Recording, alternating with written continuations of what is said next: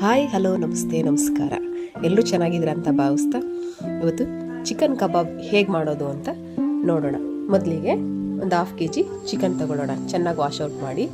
ಹಾಗೆ ಶುಂಠಿ ಬೆಳ್ಳುಳ್ಳಿ ಪೇಸ್ಟು, ಬೆಳ್ಳುಳ್ಳಿ, 1-2 ಹಸಿಮೆಣಸಿನ್ಕಾಯಿ, ಹಾಗೆ 1 ನಿಂಬೆಹಣ್ಣು ಮತ್ತು ಮೊಟ್ಟೆ ಇದೆಲ್ಲ ತೆಗೆದಿಟ್ಕೊಂಡು ಸ್ವಲ್ಪ ರುಚಿಗೆ ಸಾಲ್ಟು ಮತ್ತು ಅಕ್ಕಿ ಹಿಟ್ಟು ಮತ್ತು ಮೈದಾನ ನಾನೇನು ಮಾಡಿದ್ದೀನಿ ಸ್ವಲ್ಪ ತೆಗೆದಿಟ್ಕೊಂಡಿದ್ದೀನಿ. ರುಚಿಗೆ ಉಪ್ಪು ಇದೆಲ್ಲ ಹಾಕಿ ಮಿಕ್ಸ್ ಮಾಡಿ ಚಿಕನ್ ಒಳಗಡೆ ಕಲಿಸ್ಕೊಳ್ಳೋಣ.